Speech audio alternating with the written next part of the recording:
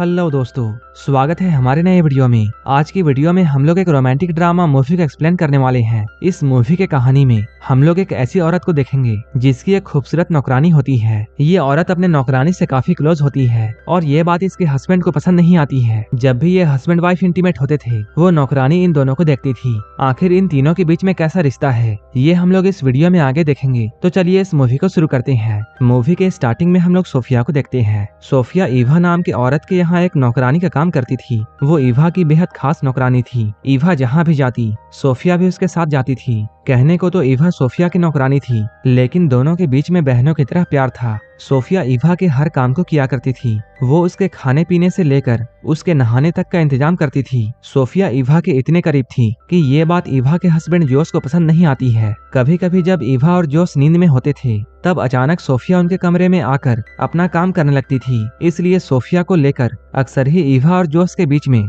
झगड़े होते थे। असल में बात यह थी कि कई सालों पहले ईवा का घर जल गया था। उस आग में ईवा की माँ और सोफिया के माता पिता की मौत हो गई थी, जबकि ईवा और सोफिया किसी तरह बच गए थे। इस हादसे के बाद सोफिया अनाथ हो चुकी थी, इसलिए ईवा के पिता ने सोफिया को गोद ले लिया और यहीं पर से ये दोनों बहनों की तरह रहने लगी। लेकिन सोफिया के माता पिता तो नौकर थे, इसलिए बड़ी होकर सोफिया भी घर के काम काज करने लगी। एक रात ईवा के पिता की तबीयत बहुत खराब हो जाती है और तब उन्होंने सोफिया से एक वादा लिया, चाहे कुछ भी हो जाए वो ईवा का साथ नहीं छोड़ेगी। एक दिन जब ईवा नहाने की तैयारी कर रही थी तभी सोफिया खास तरह की जड़ी बूटियां लाती है और उसे पानी में डालकर ईवा को नहलाने लगती है। लेकिन जिस तरीके से वो ईवा को छू रही थी ये देखकर जॉस को काफी बुरा लगता है। जॉस सोफिया से चिढ़ने लगा था, इसलिए वो सोफिया को अब बात बात पर डांटता है। इधर सोफिया अपने आप को खुश रखने की कोशिश करती। वो अपना ध्यान भटकाने के लिए तस्वीरों से भी बातें किया करती थी। ऐसे ही एक रात जब सोफिया अपने कमरे में जा रही थी तभी उसे ईवा के कमरे से आवाजें सुनाई देती हैं। वो यहाँ पर रुक जाती है।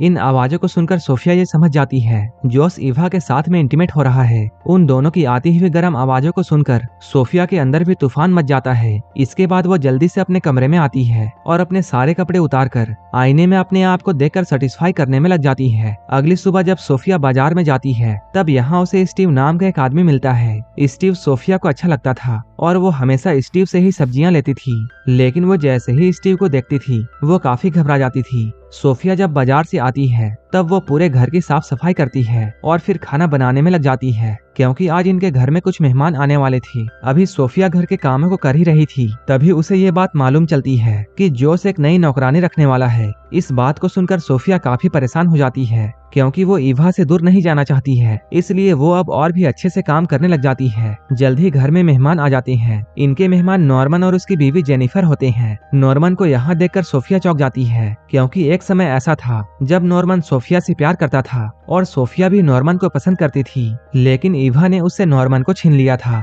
नॉर्मन के यहाँ आने से सोफिया घबरा जाती है और हड़बड़ी में गलतियां कर देती है, जिसे देखकर जॉस उस पर बहुत गुस्सा करता है और वो सबके सामने सोफिया को डांटता है। थोड़ी ही देर बाद मेहमान चले जाते हैं। अब जॉस और ईवा के बीच में हमेशा की तरह झगड़ा शुरू हो जाता है और आज भी इनके झगड़े की वजह सोफिया थी। रात में सोफिया जब अपने कमरे में थी तभी ईवा उसके पास आती है। ईवा उससे कुछ भी नहीं कहती है, बस चुपचाप उसके पास लेट जाती है। लेकिन सोफिया उसे देखकर ये समझ जाती है कि उसे अब इस घर से जाना होगा। अगले दिन जैसे ही सुबह होती है सोफिया अपना सामान लेकर जाने लगती है, लेकिन जॉस उसे रोकते हुए ये कहता है, मैं तुम्हें यहाँ से निकालना नहीं चाहता हूँ, मैं तो बस इतना चाहता हूँ कि तुम हर वक्त हमारे साथ मत रहो। जॉस के इशारे के वो समझ जाती है और वापस वो अपने काम में लग जाती है। इसके अगले दिन सोफिया नॉर्मन से मिलने के लिए जाती है। यहाँ ये दोनों बहुत सारी बातें करते हैं। नॉर्मन के पूछने पर सोफिया उससे कहती है, ईवा के पिता ने मुझे बाप का प्यार दिया था, लेकिन वही ईवा ने कई बार मुझे नीचा दिखाने की कोशिश की, क्योंकि वो अपने पिता का प्यार किसी के साथ भी बांटना नहीं चाहती थी। नॉर्मन से बातें करते हुए उसे काफी अच्छा लग रहा था,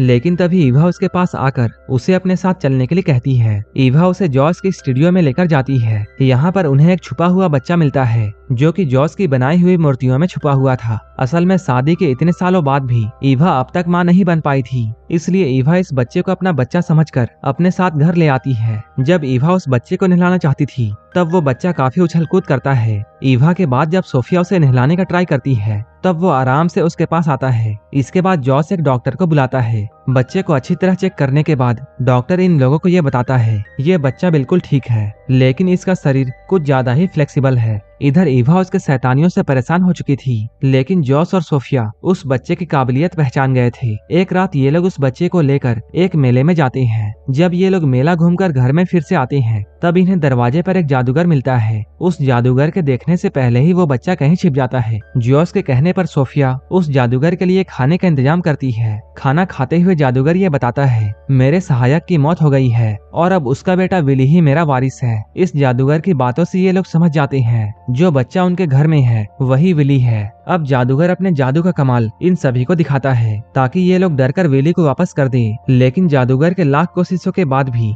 ये लोग उसे विली के बारे में कुछ भी नहीं बताते हैं। अब सोफिया विली का ध्यान रखने लगी थी, जिससे ईवा को उससे जलन होने लगती है। सोफिया ये सारी बातें नॉर्मन को बताती है। वो उसे ईवा को माफ करने की सलाह देता है। अब सोफिया फिर से नॉर्मन के करीब आना चाहती थी और इसलिए उसने अब नॉर्मन के घर में आना जाना शुरू कर दिया था। नॉर्मन से मिलकर उसके अंदर भी इंटीमेट होने की इच्छाएं जागने लगी थी। वो हर वक्त बस अपनी प्यास मिटाने के सपने देख रही थी। एक तरफ वो नॉर्मन के करीब आना तो चाहती थी, लेकिन वहीं इधर वो स्टीव के साथ में भी अपना अच्छा समय बिता रही थी। स्टीव से मिलकर जब वो अपने घर में आती है, तब यहाँ पहुंचकर वो एक पुलिस वाले को देखती है। ये पुलिस वाला जॉस का दोस्त होता है। वो यहाँ जॉस से कहता है जादूगर पर बैंक लूटने का आरोप है और पुलिस को इस बात का शक है कि इस काम में एक दुबले पतले बच्चे ने बैंक लूटने वालों की मदद की है और पुलिस को ऐसा लगता है कि वो बच्चा तुम्हारे घर में है, इसलिए पुलिस तुम्हारे घर में जांच के लिए आ रही है। ये सुनकर जॉस और सोफिया सोच में पड़ जाते हैं। अब ये लोग उस बच्चे को खिला पिलाकर मोटा करने की कोशिश में लग जाते हैं ताकि कोई भी उसे पहचान ना पाए। इसी बीच सोफिया को ये मालूम चलता है कि स्टीव उसकी एक सहेली से शादी करने वाला है। ये जानकर उसका दिल टूट जाता है। अब पुलिस जॉस के घर पर आती है, लेकिन उनके कहने पर जब विली को बुलाया जाता है, तब विली को देखकर पुलिस वापस जाने का फैसला करती है, क्योंकि जॉस और सोफिया ने उसे खिला पिलाकर कम्प्लीटली चेंज कर दिया था। अब सब कुछ ठीक हो गया था। विली के बचने पर सब लोग बहुत खुश थे।